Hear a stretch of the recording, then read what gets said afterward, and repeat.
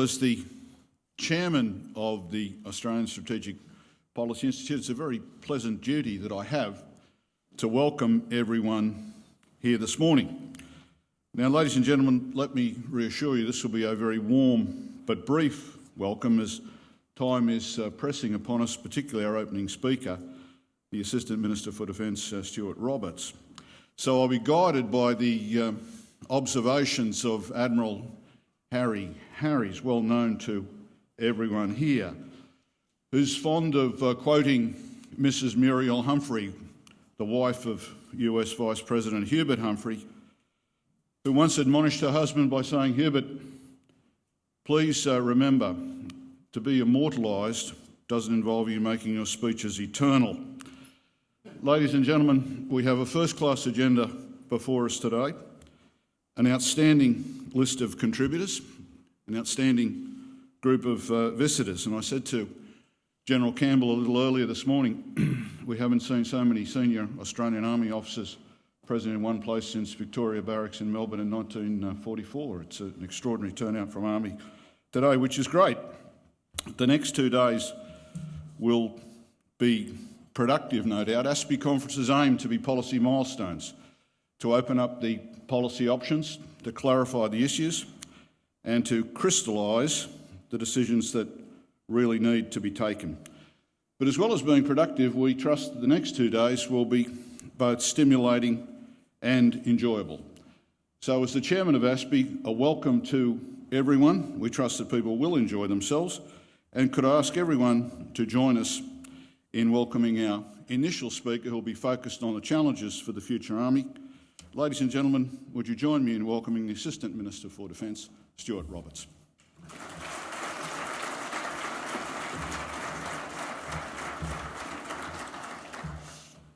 Well, good morning, and thank you for the opportunity to open what will and should be a profound conference. Great to see the Chief of Army here and your assembled Generals, Chief. Can I say to our great friends and colleagues from across the Pacific, General Brooks and General Toolan, thank you for coming in and sharing this few days with us. It's a rare honour for us to have you here. Stephen Loosley, the Chair of ASPI, Peter Jennings, the Executive Director. I think someone's left MI6 in the house, have we? So John, good to see you over there. Generals, distinguished guests, ladies and gentlemen. The conference is timely as we face a fairly transformative period in our region and around the world, and as we transform our ADF and, of course, Army. Your work today, and indeed your continuing work, will be essential to how that transformation rolls out. We all know that transformation is not new. Change itself is nothing new. The enduring nature of war, with its constant tensions and frictions, danger, uncertainty and chance, nonetheless always has and will imply change. And it's unpredicted change that leads to friction. Change is an inherent aspect of uncertainty, and this is true both tactically, strategically and nationally. The Australian Army has shown itself eminently capable of adapting and responding to strategic change, strategic circumstances, technology advances and social change. And today, technological advances and global transformation are giving Army a more integral role than ever before in our overall defence strategy. And the government will continue to call upon and depend on Army to be capable of deployments further afield when called upon. I'm confident, as I always have been, in Army's capacity to be well positioned to meet these and other coming challenges, because resilience and innovation is always what Army's done. And these changes and the transformation ahead is in many ways an extension of what Army has done for the last 100 years. So this morning I wish to expand on just 3 subjects to do with this transformation and change. Firstly, the requirements government has upon Army, upon many of you here. Secondly, the challenges Army faces. And thirdly, to give you hope, how the government will actually support Defence and Army through this period of change. Firstly, I think it's axiomatic that Australia requires a potent, versatile and modern Army that provides an essential contribution to the security of our nation by protecting its interests and her people. The more uncertain future strategic environment means that our armed forces must be prepared for a more diverse range of possible operational requirements, often at short notice. In coming years, the government will expect the Australian Defence Force to be able to not only defend Australia and its national interests, but to play an ever-increasing role in contributing to regional security and stability and to make meaningful contributions to coalition operations across the world. Our interests are engaged globally, and the ADF and Army must be able to act globally when directed, generally at short notice, by government to do so. The lessons of geography and our history are explicit in this regard. We are not surrounded by an air-sea gap, but we live rather amid a densely populated archipelago which constitutes a sea-air-land bridge to our northern approaches. The ability to deploy within that sea-air-land bridge on our northern approaches is a unique contribution of land forces within a joined-up ADF. Australia is one of a small number of nations among relatively sophisticated medium powers of whom local sea control, albeit for particular periods of time, is both possible and indeed a strongly desirable capability objective. A medium-weight army is an essential element of this joint force to provide an enduring land force presence to secure the sea-air-land bridge. The structure of the post-Bathsheba Army will provide the flexibility, endurance and concurrency essential for achieving this direction, as long as we get it right. The ADF is also highly likely to be operating in a coalition environment. The Army retains the capacity to command and lead a multinational coalition through a joint agency task force construct. This is essential going forward. Australia strongly supports the continued engagement and enhanced presence of the United States in the region, and we believe it strongly underpins the strategic stability through its network of alliances and security partnerships, its force posture across the region and its contribution to regional cooperation. In this light, it is so pleasing to see Generals Brooke and Toolan with us this morning. An Army's capacity to support this objective comes from its ability to deploy tailored and scalable land forces that are largely self-sufficient and sustainable in response to contingencies in coalition with the US and other regional partners. Indeed, Australia has a strategic interest in international order that restrains aggression and manages strategic risks and threats, both within our region, the Indo-Pacific, and indeed across the world. On occasion, the government may use the ADF's capability to assist the international community in dealing with these risks and these threats. Again, Army's capacity to support the objective comes from its ability to deploy tailored and scalable land forces in response to these contingencies. Forces may deploy with little or no warning time to unanticipated areas of operation. This requires Army to ensure that it is trained and equipped to fight and win decisively on arrival into a theatre, providing the force an appropriate blend of firepower, mobility and protection. The flexibility and robust adaptability that comes from demanding training and the very high quality people we have and the equipment characteristics we own and operate are essential for our medium-weight Army. Government will ask a lot of Army in the future. Army also provides the core elements that contribute to our special operations capability. These troops retain very specific roles and are enabled by their joint and interagency capabilities. The next white paper will ensure continued investment in that special operations capability, especially in an environment where we see an increased level of terrorist activity. Now, it's clear that in order to defend these national security interests, the Army will need to operate in a maritime environment. The government has also identified a requirement for Army to undertake more extensive engagement with international counterparts in the future. Shared perspectives, mutual understanding and interoperability, such forces developed during peacetime engagement considerably ease the challenges of implementing in a more non-permissive environment.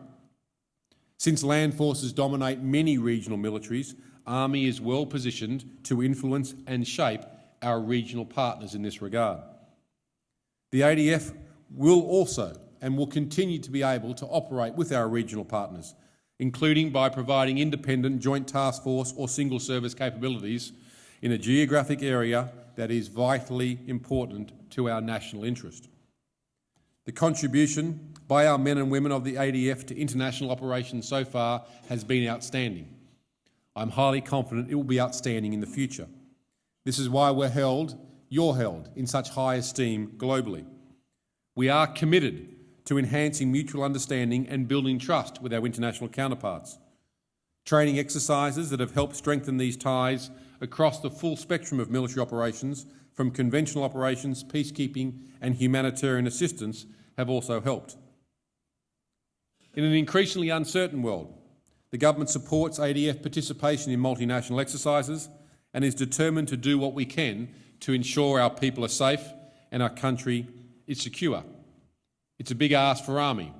We are confident of Army's capacity to rise to the challenge.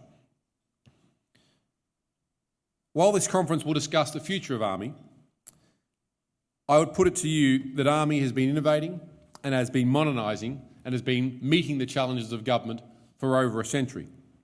Today's all-volunteer Army traces its origin back to the Australian Imperial Force, raised at the commencement of the First World War due to the provisions of the Defence Act 1903, which of course precluded sending conscripts overseas.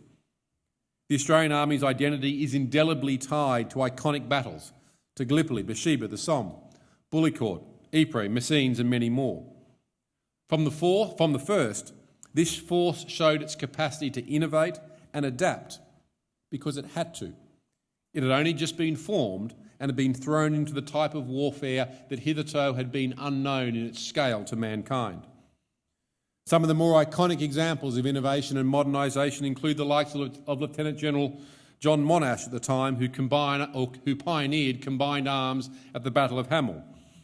Although he said the battle would take 90 minutes, it took him 93.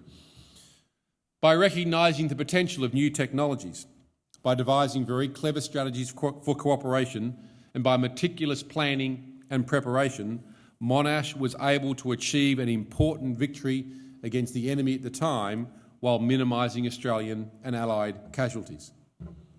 Hamel marked the first time in the history of modern warfare that tanks, aircraft and artillery had actually been fused and used together in an integrated plan. To us, this idea of combined arms seems obvious, and clearly it's an important part of our doctrine and planning. Jonathan House, one of the preeminent historians, writes, "The combined arms concept is the basic idea that different combat arms and weapon systems must be used in concert to maximise survival and combat effectiveness of the others. The strength of one system must be used to compensate for the weakness of others." Perhaps we capture this most succinctly in our doctrine and principles of warfare when we speak about cooperation. And yet, while this most basic concept of modern warfare and Monash's pioneer methods are now almost 100 years old, it is only recently that Army has begun reorganising itself around multi-role battalions under Plan Beersheba. In this structure, armour, artillery and infantry permanently organised into each multi-role combat brigade, retaking or retaining the structure that the Armoured Cavalry Regiment exercises annually at Exercise Hamel. The structure is seen by Army to be vital to ensure that Army remains agile, effective and ready to deploy at short notice. It positions the Army for challenges ahead. In the future, Army will increasingly need to cooperate, not only within combat teams and amongst itself, but also with its great friends and partners, the Navy and the Air Force, indeed the broader defence organisation and with wider international partners. This will be in the context of increasing complexity and military modernisation in our area and in the context of a very less certain world. Events continue to unfold in the Middle East as we speak, where 8 of our current 14 military operations are, and we continue to monitor the situation in the Ukraine. Indeed, in 1885, we deployed troops into Sudan. We have troops in Sudan today. In 1918, we liberated Jerusalem. We have troops on the border of Israel, Syria, Lebanon and the Sinai Peninsula today. Indeed, we liberated Damascus twice. Chief of Army, I don't envisage us doing that again today. In the past year in Iraq, for example, we've seen reported or repeated atrocities against civilians, minorities and the security force opponents of Daesh. As the Prime Minister has stated succinctly, Daesh's activities in Syria and Iraq are a threat to regional and international security, and it's important we can do whatever we can to avert any potential genocides in the region. Australia has a long and distinguished history of assisting people in need, and this is one of the reasons why Australia has joined the international partners to disrupt and degrade the Daesh operation. The Australian government has and will continue to condemn the actions of Daesh and sees the organisation as a threat to regional and international security. Our military cooperation to the international coalition in Iraq is a response to the requests from the governments of Iraq and the United States to contribute to specific ADF capabilities in the area to disrupt and degrade the forces of Daesh. In addition to our original commitment of Australian aircraft and a Special Operations Group, the combined Australian-New Zealand task group at Taji has now commenced training the 76th Iraqi Brigade as part of the BPC task in theatre. In Afghanistan, we still have a range of 400 personnel, advisors, support staff and force protection elements in the Afghan National Army Officer Academy, Duntroon in the desert, as opposed to Sandhurst in the sand, and of course the Special Operations Advisory Group based in Kabul. We've also been providing advisory support to the Afghan National Army's 205th Corps headquarters in Kandahar and a continuation of embedding staff within headquarters under the International Security Assistance Force. Closer to home, some of our region hosts the world's more complex and outstanding, long-standing disputes. Rapid and significant strategic shifts in the region have created a degree of ambiguity and uncertainty. I think we can all agree it's fueling some degree of tension. Our future prosperity will continue to be tied to the security and stability of our region. The Indo-Pacific has some of the fastest growing economies in the world, and the demand for defence technology to safeguard the region's prosperity and security is ever increasing. Indeed, in the changing world, Army's role is having to evolve. Technological advances are transforming the potential roles that the land force can play and the way it can be integrated with air and maritime forces. Advances in land-based long-range precision strike systems, missiles, cruise missiles, UAVs, literal anti-ship capabilities, air defence capabilities, long-range artillery and rocket systems all raise the potential for land forces to provide significant support to sea and air control operations.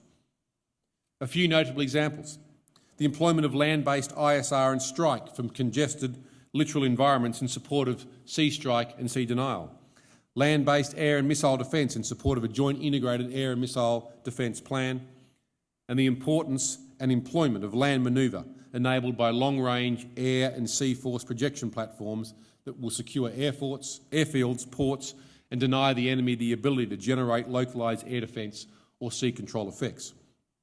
Army has a substantial and significant role to play. Although we've seen excellent achievements from our air power in the Middle East, without land forces, the defeat of a land-based adversary is unachievable. A soldier with a rifle is still and will still be required to seize and hold ground. But Army has a further maritime role. The increased possibilities raised by new technologies, combined with the imperative of the strategic reality we live in, mean the land force can never be isolated from the air and maritime components. The Australian Army will play a substantial role in that combined and joint effect. We are a maritime nation. Our economic and strategic interests reside in a very stable maritime region. Indeed, 98% of our international trade by volume travels by sea. So we have a very clear and a very legitimate national interest in a free and unencumbered transit through international waters. For this reason, we have a clear interest in continuing efforts that support free and unfettered access to the maritime and global commons, stability in the immediate regional and global security environments, and maintenance of the existing rules-based global order. Our approach acknowledges the complex archipelagic nature of our near region and certainly highlights the importance of the littoral environment that future operations by the Australian Defence Force need to be cognisant of. Which all brings us to the seminal point, especially for the Chief of Army, of how government will support Army. Building a robust A robust and prosperous economy and a safe and secure Australia is the government's #1 priority. In this light, the government is absolutely and utterly committed to maintaining a strong and capable ADF. Strong government investment in defence is needed to ensure the men and women of the ADF, and especially Army, have the capabilities they need to carry out the vital role demanded of them by government. This is why we are adamant on delivering on our promise of no further cuts to the defence budget, of growing the defence budget to 2% of GDP within a decade, and reinvesting any savings back into defence and into capability. This three-part funding envelope is critical to allow Australia's Defence Force to embark on a period of modernisation and acquisition of much-needed gear. Investment by the government will provide Defence with a stable and achievable long-term funding growth plan, which unfortunately was left unachievable and short-term by those we replaced. The investment the government is making is monumental, be under no doubt. It will require careful planning by the ADF to ensure funding is appropriately prioritised and that growth is practical and funds are spent well.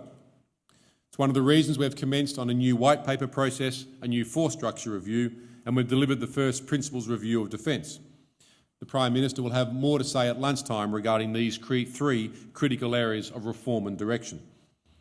Suffice to say, the three-part funding envelope, the fully costed white paper and substantial departmental reform agenda is designed to allow our military to generate the combat power our nation and our allies need us to generate. For countries that bring their different capabilities together to operate as a coordinated joint force will always enjoy an advantage if they can get that right. In our increasingly connected world, it's essential that Army is able to operate seamlessly in coalition with other nations and to even lead such coalitions of other countries. For Australia, this will be achieved through greater investment in enabling capabilities, including a lot more money for information and communications technology, revitalisation of the defence estate, continued input into science and technology, and of course, a lot more investment in our defence workforce, the glue that binds our frontline capabilities together to maximise the effect. The government's developing a plan for a potent and capable ADF, and from an Army perspective, this will involve a lot of new acquisitions. A stronger, more versatile and adaptable land force is needed to keep pace with change in technology and indeed change in the character of war itself. In 2014, the government gave first-pass approval to Army's project to replace its land fighting vehicles, Land 400. I believe, and the government believes, Land 400 is a critical component of Army's future force, and the government is committed to ensuring forces deployed in the national interest are best equipped and able to survive within an increasingly lethal environment. Land 400 is the Australian Army's largest, most comprehensive and indeed enduring combat vehicle program, and will provide Army with essential equipment out for decades to come. It will deploy armoured fighting vehicles, reconnaissance and recovery vehicles with increased precision firepower, high levels of survivability and tactical mobility, vastly superior to current systems. I personally want to see Australian industry opportunities maximised under this important project. The scope of the Land 400 will be considered by government in the not-too-distant future. The new vehicles will replace our in-service armoured personnel carriers, LAVs, to ensure they are world-class. We've also awarded a contract to Supercat valued at some $130 million to continue our investment within our special operations areas. The acquisition of the Special Forces vehicles will ensure their capacity to continue to maintain a capability edge to support our national interest. These are modern, highly mobile vehicles that can be reconfigured to suit individual missions, and the comms on board will ensure a digital connectivity across the full spectrum of any combined joint force. Approval has also been given for a number of contracts for the provision of support vehicles, as well as various comms and networking equipment that will ensure that joined-up force becomes reality. Another step towards enhancing and modernising the ADF is the new protective equipment being rolled out to more than 20,000 of our people over the next few years. Land 125 Phase 3B contracts have been awarded. $170 million to upgrade our soldiers' kit will significantly enhance our ability for our people to deploy safely as possible. It will increase mobility, it will increase endurance. The protective equipment includes new generation body armour, helmets, hearing protection, ballistic goggles and glasses. I'm proud to say that Australian industry will be delivering much of this capability. Bendigo-based Australian Defence Apparel is set to supply the load carriage equipment, including ballistic plate, carriers, packs, basic pouches and equipment bags. I remain committed, as is the entire government, to supporting Australian industry.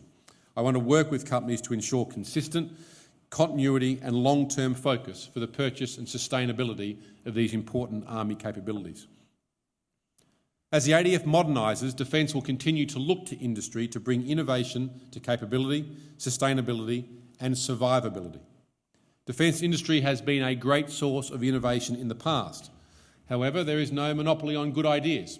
We need industry to continue to step up as one of the great innovative players, and we need the ADF to be receptive and open to innovative ideas. Our research and industry community is integral to promoting, harnessing and translating these ideas into the practical capabilities that we need in Army. DSTO has a particularly important role to play here in collaboration not just internally but with the Five Eyes community and further afield. I think it's fair to say that as a small defence force we cannot hope to have a decisive effect in operation by sheer weight of combat numbers alone in every circumstance. It's because we are smaller that we have to be more innovative and we have to think smarter. The focus now is moving towards the sharp end of business. Enhanced vehicle and body armour, threat detection, power supply, management systems for soldiers' combat equipment, enhanced command and control systems, new logistics and maintenance thinking, world-class training capabilities and the ICT to make it all happen. To achieve this, we need a capable and sustained future for the ADF. Therefore, we need a capable and sustained integrated organisation. Our workforce must continue to be more accountable, professional and talented, and it must utilise the support of contractors and industry to achieve these objectives. Out to 2035, the White Paper will spell out a more potent and capable ADF that will require our personnel to have new, different and enduring skills. The government expects Defence to play a more active role in contributing to regional security and stability and to make more meaningful contributions to coalition operations across the world. But to achieve that, we need to ensure we have the best people and we are not constraining ourselves to a subset of a talent pool. We need to draw upon the full range of skills, expertise and experience of the Australian workforce. To achieve this, Defence must increase its appeal to a diverse workforce and has to introduce degrees of flexibility into its workforce, as these will be critical to our needs, our future and, more importantly, to recruiting our people. We have to deepen and expand our cultural and linguistic expertise to generate an organisation that is better able to operate internationally and engage with a broad range of partners. We already have a strong range of language skills to build on. We need to expand these skills and their cultural competence. And we have a way to go. 57,416 strong permanent ADF, but only 3,328 identify themselves as being from a non-English speaking background. To put it in numbers terms or percentage, 12.6% of the ADF, or 7,200 of our people, were born outside of Australia. But perhaps critically, only 5.5% were born in countries other than the Five Eyes. Compare that to a nation where 26% of our nation was born overseas. When you add in one or more parent, the number goes to 46%. Indeed, each night, 20% of our national homes do not speak English around the dinner table. Yet only 5.5% of our organisation reflects this national norm. Our organisation looks like me. Indeed, it looks like most of you, but our nation does not. We can and we will do more to bring these figures into alignment with the diversity of the broader Australian community. Let me stress this is not about social engineering or a feel-good factor. It's about generating and sustaining combat power. We need a workforce that is highly educated in science, technology, engineering and math skills And the reality is that these skills are predominantly the education domain of recent migrants. In fact, one report I read said that 90% of students studying mathematics at Melbourne University do not look like me. 75% of people studying engineering at RMIT do not look like me. A more diverse workforce is about ensuring we have the workforce we need for the future, in the same vein as ensuring our Defence Force more accurately reflects our national character. We're also rethinking the traditional notion of the ideal worker who renders unrestricted and uninterrupted service. As our society changes, this can be a substantial barrier to Defence attracting and retaining both men and women, and to utilising the full range of the skills in the regular and the reserve force. Finding better ways to attract talented workers in a contemporary marketplace, to retain them and to utilise their full range of skills will be crucial to Army's future capabilities. These will be challenging issues for Army to grapple with. I am highly confident Army's up to the task. So in closing, it's true that social, technological and strategic change means challenges for us all.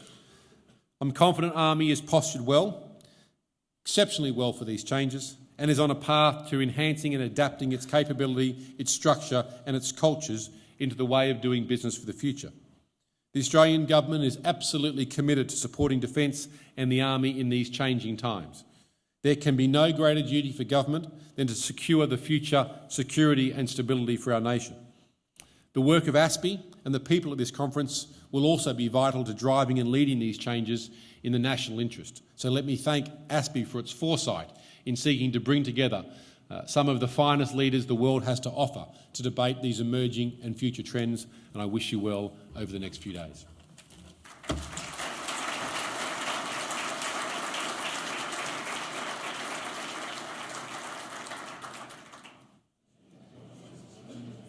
Ladies and gentlemen, on your behalf, could I introduce to you our next speaker, the Shadow Assistant Minister for Defence, David Feeney.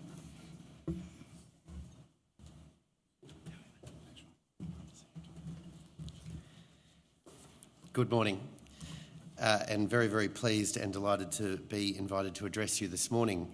It's a fine thing that ASPI conducts conferences like this, not only because they're bipartisan and as a consequence Her Majesty's Loyal Opposition gets an invite, but also because it's an opportunity to really say something substantive in a very important debate, and that is an opportunity that is all too rarely afforded to us by the mainstream conversation. Ladies and gentlemen, the Australian Army has been engaged in more than 15 years of continuous operations now, in East Timor, beginning of course in 1999, Ramsey in the Solomon Islands, operations in Iraq, and of course Australia's longest war, Afghanistan. In this period, Army has made great strides in its capabilities, finding new equipment, evolving new tactics. But the challenges for Army do not rest. Today's environment sees the pace of change accelerating. The speed at which events unfold and information travels is now unprecedented. An ever-present media consumed by an ever-quickening 24-hour media cycle can instantly elevate local actions to matters of strategic importance. Individuals and non-state actors can now deploy weapons and technology capable of destructive power that was once only reserved for states. And in combating these challenges, Army must undertake operations knowing of the Australian and indeed the international intolerance for civilian casualties and collateral damage. On the modern battlefield, enemies intentionally mix with the civilian population. This makes discrimination between friend and foe extremely difficult. This is not just true of Hamas in Gaza or the Taliban in Afghanistan, but also, of course, ISIS in Iraq and indeed those militias confronted by Australia in East Timor. Notwithstanding Australia's resolve to modernise the ADF with headline acquisitions such as F-35s, Growlers, additional C-17s, future submarines and future frigates, the fundamental nature of warfare remains the same. Conflict involves people, whether over resources, territory or ideology. Lasting results hinge on understanding and influencing populations. The Australian Army, as a member of the Joint Force, must be able to deploy, fight and win our nation's wars. It is the force enabled by sea control and air control. Our strategic guidance tells us that Army must embrace Australia's maritime strategy. It must be joint, amphibious, expeditionary in culture and in structure. What do we require of the Australian Army? It must be able to provide combined arms teams. It must be able to undertake combat in our littoral environment and territories, offshore territories and facilities. It must be able to defeat incursions onto Australian territory, deny adversaries access to staging posts from which to attack us. It must be capable of amphibious manoeuvre. It must be capable of undertaking stabilisation operations in our region, as exemplified by Interfet and Ramsey. And of course, it provides special forces. How does a technologically sophisticated army organise and field an expeditionary force that possesses the following key attributes? That is the real question for us today. Army must be capable of rapidly deploying scalable force packages from the smallest combat teams to the largest, a ready brigade, depending on the demands of the situation. The smaller packages must be capable of rapidly reassembling into larger combat formations as requirements change, and units must be capable of task organising at increasingly lower levels to execute small footprint operations. Army must be endowed with overmatch capability from the fire team to the brigade level, thanks in part to high-tech vehicles and networking technologies that help our soldiers wield the combat power for independent, limited objective operations as well as large-scale operations. Army must be oriented to stress small unit leadership that thrives in an environment of dispersed, decentralised operations. It's often said that modern war is the combat of captains, and this means greater acceptance of risk. And I would argue that that is the price we all pay for owning a comparatively small but expert army. The US can minimise risk in a way that Australia cannot. Combat teams are the basic pawn of army, able to be built up or folded into larger battle groups. Combat teams and the officers that command them are the heart of the force and must enjoy considerable autonomy. This approach must be a matter of doctrine and practice. Battalion task forces rather than brigades are the basic operational unit. Army must be expert in the social and political fabric of the surroundings in Australia's primary operational environment. Understanding the human terrain directly feeds our ability to dominate the battlefield. We must work closely with regionally aligned forces to develop national expertise. New Zealand, PNG, Fiji, Tonga, these are our natural allies and partners. I often make the point that when I started at Defence, we had more experts able to speak the languages of Waziristan than we had experts able to speak the languages of Melanesia. We do need to rebalance to our own primary operational environment. So having outlined the requirements, how does Plan Beersheba meet these requirements?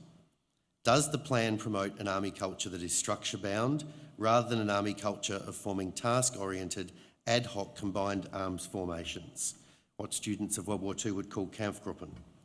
Are we sustaining clunky brigade formations at the cost of sustaining individual capability bricks across Army that are then scalable and capable of being aggregated into combined arms and integrated forces at the battle group and indeed the combat team level? The raise, train, sustain cycle is now geared towards 3 like brigades. Does this assist us in deploying small, company-scale combined arms units skilled in decentralised and distributed operations in the art of reforming and reorganising? Will Army assemble the experience and establish links so that it is regionally aligned, able to leverage local knowledge, knowing with whom to work and how to work?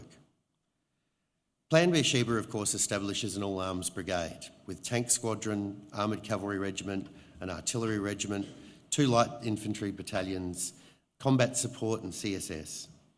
Importantly, a ready brigade also owns a battle group from Army Reserve, generated annually from 2DIV.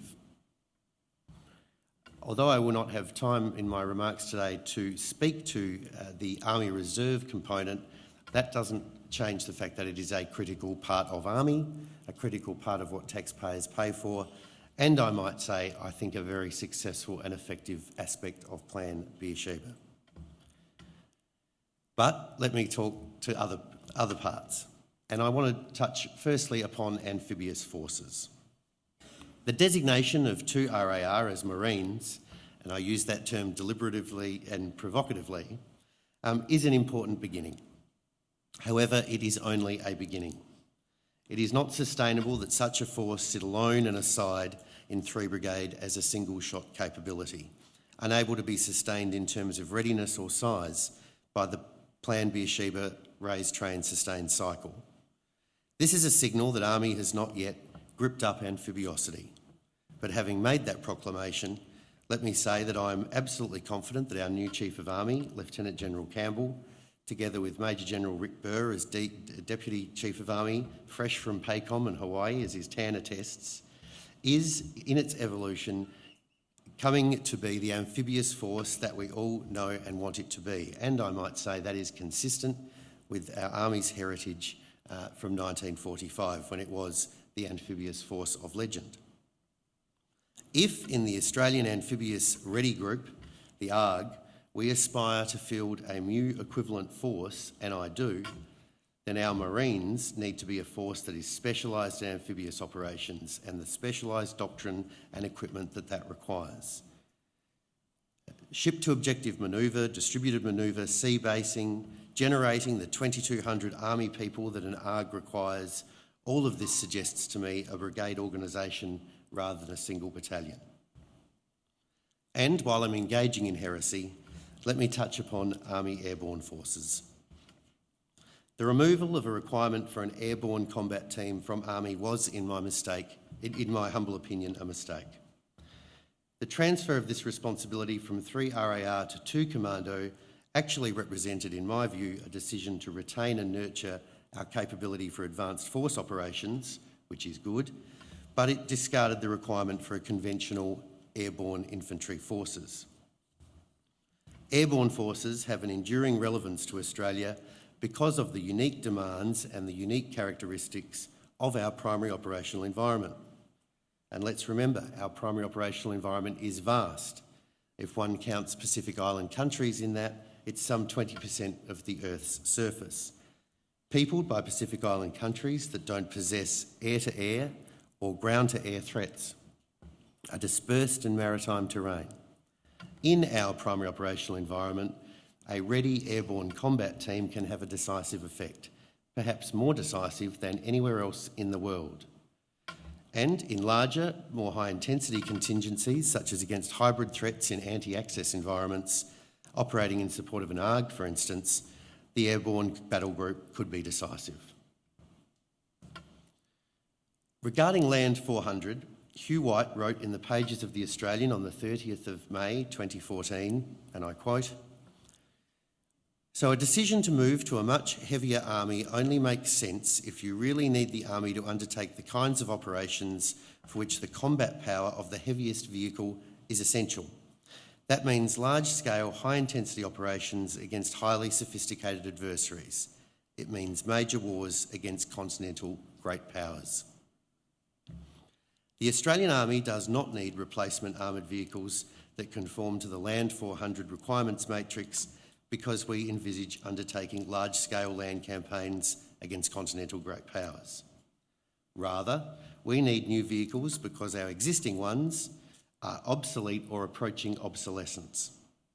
More capable vehicles are needed by the Australian Army so that it has the force protection, the mobility, the lethality, and is the network force that can undertake the whole range of missions asked of it, whether that be peacekeeping, stability operations or high-intensity operations, including amphibious operations and close combat.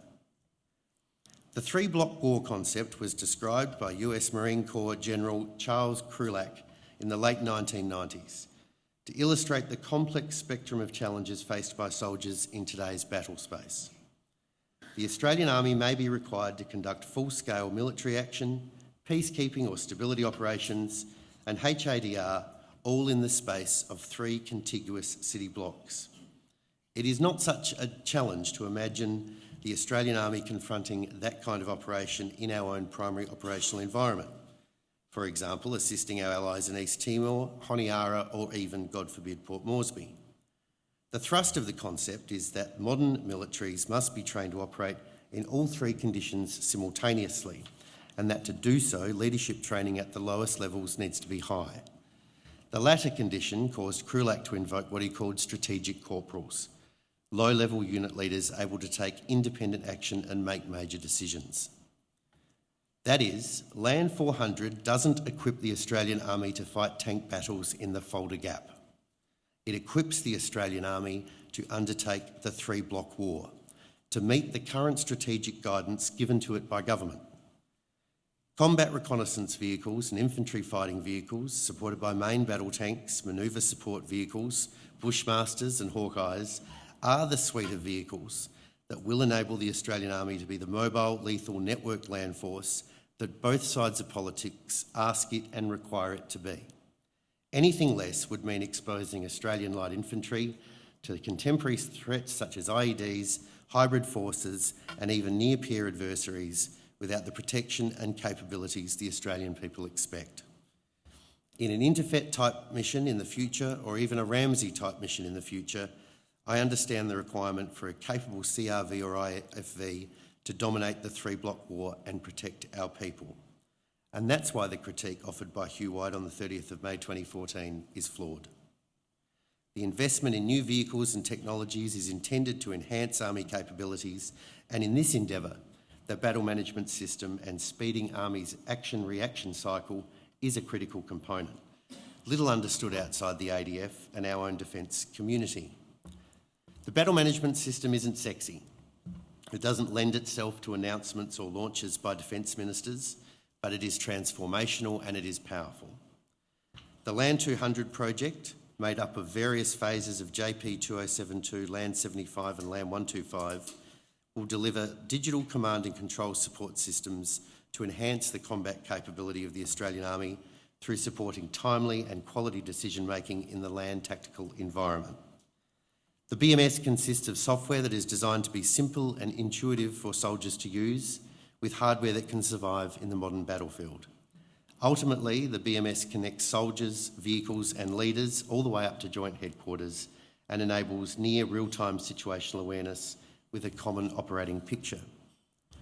The BMS is also transformational for logistics, vehicle fleet management and anticipating how much of a given supply needs to be provided to Army units when it is needed and where it should go, all very, very powerful. Thus, the technology will not only make combat teams and battle groups more effective, but also enable them to remain effective longer. A digital networked Australian Army that can anticipate and react. I'd like to take this opportunity to discuss some areas of Army modernisation that I think merit greater consideration going forward. It is my sincere hope that the government plans to include a replacement for Army's Saab RBS-70, very short-range air defence missile system, in its planning, as it was found in the 2012 Defence Capability Guide. The current RBS-70 system, along with the Lockheed Martin radar, is not adequate to fulfil Army's ground-based air defence requirements to defeat future threats. It is a dated line-of-sight system missile that provides very short-range air defence and lacks the sensors, the range and the performance to protect against the likely threats of today's helicopters, UAVs, standoff aerial weapons, cruise missiles, rockets, artillery, mortars. A new system must be acquired and that is proposed under Project Land 19 Phase 7B, but that's not a project that's yet got much traction. It matters. Acquisition is estimated to be between 500 million and 1 billion Australian dollars. Australia's maritime strategy, having parked that thought with you, Australia's maritime strategy doesn't preclude our own development, of anti-access and aerial denial capabilities. One such land-based capability that may be potent and comparatively inexpensive and a powerful joint force multiplier is the employment of land-based anti-ship missiles. Ground-based anti-ship missiles might be used in a host of ways to challenge an adversary's maritime freedom of action. Because such systems are relatively easy to operate and are strategically and tactically mobile, they are not fixed targets, they would require any potential adversary to search across a huge number of locations and have assets within range to then locate and interdict them. Missile systems that could be placed in many locations over thousands of kilometres of island chains and coastline must dilute the effectiveness of enemy missile and air forces. If integrated into the Australian Army, the employment of land-based ASMs would require coalition and joint operational concepts, support from joint assets such as sensors, intelligence and C2 systems. But the capabilities they would bring could critically assist the Navy and the Air Force for the missions that are critical to the success of our overall maritime strategy. In conclusion, defence policy under this government has been a time of strategic stagnation and tactical ineptitude. We are now 2 years into a 3-year term and so little has been accomplished. The government's commitment to Iraq and its focus on Operation Sovereign Borders have been overshadowed by issues important and by issues exotic, including ADF pay, veterans' pensions, the broken promises and leadership manoeuvrings around C-1000 and the competitive evaluation process, the mooted conversion of LHDs to mini-carriers, mooted deployments to the Ukraine, a crisis in our shipbuilding industry exemplified in recent times by the government raining on its own parade at the launch of HMAS Hobart only a few short weeks ago by again attacking the reputation and capability of our shipbuilders. There's been no definition or framework profit around our apparent deepening engagement in North Asia, or what the signing of the Abbott and Obama Asia Missile Shield Treaty in June of 2014 actually means for our nation. What does the evolving crisis in the South China Sea mean for us? What are the national tasks confronting Australian defence industry in the years ahead? Where are our priority industry capabilities to be vested? How will we manage risk while retaining a technological edge that supports our ambitious maritime strategy? On these questions, government is incoherent. For those of us who care very deeply about defence policy, the next period will be critical. In the next 6 months, we've been promised a new defence white paper, a new defence investment plan with a 4 or 10-year horizon is unknown, a shipbuilding plan in November, and the much heralded C-1000 competitive evaluation process realising its fruition in December, January. For Army, Land 400 is a crucial test for this government. It is the exemplar of how the government comprehends the role and the mission of Army, and jointness, and amphibiosity. It will set the scene for how our defence industry is to be meaningfully engaged by government in our great national joint project, the modernisation of our military forces. And as our ever-worsening strategic environment informs us, the stakes could not be higher. Thank you very much.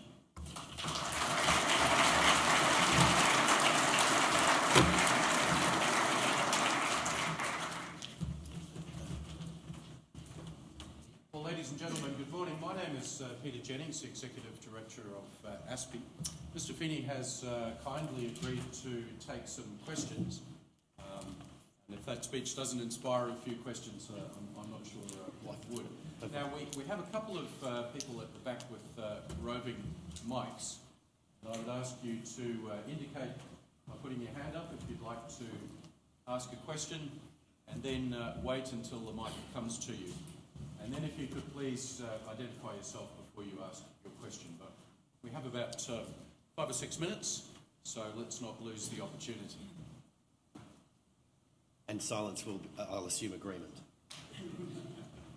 So the way typically it works is that I exercise the right as moderator to ask the first question, which usually gives people the opportunity to do a little bit of thinking in preparation.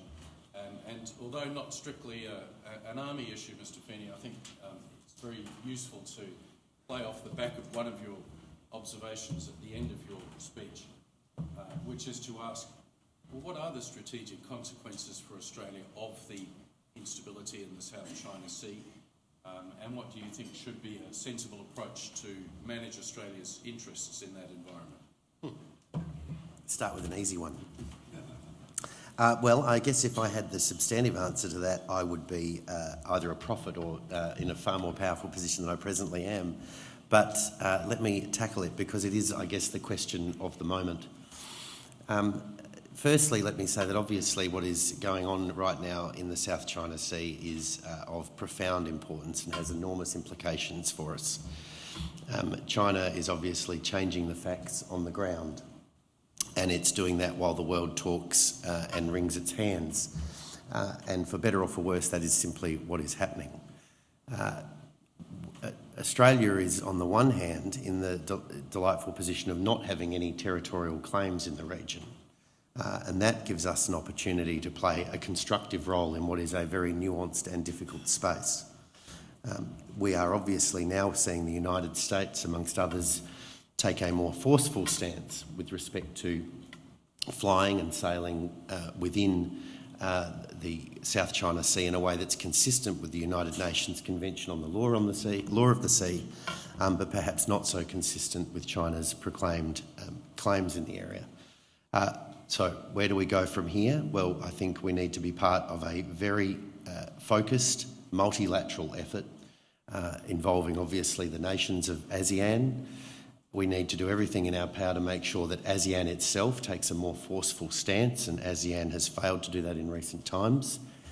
We need to be working very, very clearly in other domains, and I guess the Asia Investment Bank springs to mind, to promote China's integration into an international rules-based system which would make its behaviour in a coercive way in the South China Sea ever more costly for it in an economic sense. But we need to have a national conversation, and that needs to give rise to a national commitment, and we need the international community to face up to these challenges with a will that it has clearly lacked. Thanks, Mr. Feeney. Now, Yeah, g'day sir. Captain Jared Thompson, Army Headquarters. Thank you for your talk. You mentioned earlier in your talk about the need to use our reserve forces more effectively. Mm-hmm. So I'm just wondering if I could ask you if you have any ideas on how we might be able to use them more effectively. Well, let me say two things. The first thing I'd like to say is that I think one aspect of Plan Beersheba about which I'm very enthusiastic was the fact that our 6 Army Reserve Brigades were placed into a habitual relationship with our 3 regular brigades, and the fact that the capability requirement government asks of Army Reserve is now made very, very explicit through Plan Beersheba, and that is that, beginning in 2017 and thereafter, TUDIV must generate a battle group to serve alongside the Ready Brigade. And I think that builds very successfully on a culture inside Army Reserve that has refocused it as an operational reserve rather than a strategic reserve, and builds on the fact that Army Reserve today possesses more experience than at any other time in our history since 1945. Until recently, where we were deploying some 1,000 Army Reserve people on operations every year in individual and collective deployments, and that of course featured in East Timor and Ramsey in the Solomon Islands. So I guess the first point I want to make clear is that I think the changes that were implemented from 2012 I think are very, very good and build on the great successes that Army Reserve has enjoyed in the very high tempo years of the last 15 years. But going forward, I think we want that journey to continue and grow in momentum. We don't want that to become a steady state. And so as that battle group becomes an ever more integral part of the Ready Brigade, we can start to ask ourselves, I guess, the next generation of questions about that journey for Army Reserve, which is, what do we do about the fact that it has got a very large and withering defence estate that supports it? What do we do about the fact that its footprint across Australia grows ever more outdated year by year? There are large growth corridors in Australian cities and places, Gold Coast springs to mind, where Army Reserve's footprint is very, very small because it's essentially built around a 1945 set of bases and buildings. And so it's missing out on key catchments, and yet on the other hand we're sustaining this withering asset. So does that mean we need to start thinking about fly in, fly out? Does that mean we need to start thinking about fewer reservists, but with us spending more money on those fewer reservists so that they get the training blocks and the training periods they need to be at the level of capability the battle group needs? Do we need to start re-engineering the high readiness contracts, the HRR contracts? Do we need to start re-engineering things like the employer support payment scheme so that they are more tightly focused on buying us the readiness and the capability we really want from Army Reserve? So that's a conversation I'm very enthusiastic about. It inevitably gives rise to some tough questions, and that's a conversation I think we need to be having. But as I said at the outset, I think what Plan Beersheba has done for Army Reserve is first rate. Hi, Aidan Morrison from the Youngster Initiative in Sydney. I wanted to ask about the plans for potential land-based sea denial capabilities. Wouldn't that require a somewhat lighter amphibious capability if we had to have more manoeuvrable land-based assets based in an archipelago to move within and between islands in the archipelago? I'm just concerned that it might not be very mysterious to have LHDs as our only amphibious transport capability to manoeuvre within and amongst small islands. Well, I guess if we look at the operational concept of our amphibious ready group, the ARG, what we find is that we're obviously, and the maritime strategy makes this plain in the 2009 and again in the 2013 Defence White Papers, what we're talking about there is the amphibious ready group being in a position to deny a potential adversary forward operating bases in our primary operational environment.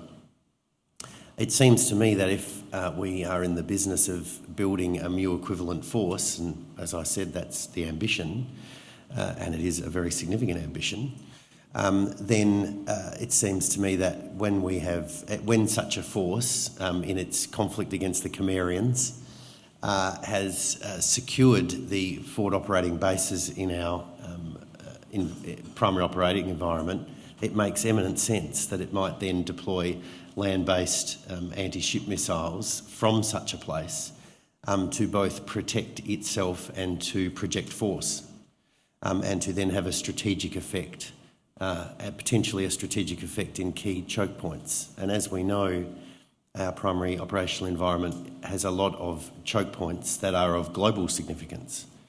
So it seems to me it's a capability that is light, is deployable, is as I said, not a fixed, it doesn't create fixed targets, and is completely, it mixes very, very comfortably with our existing operational concepts around what the ARG does and what it's for. Ladies and gentlemen, would you please thank Mr. David Feeney.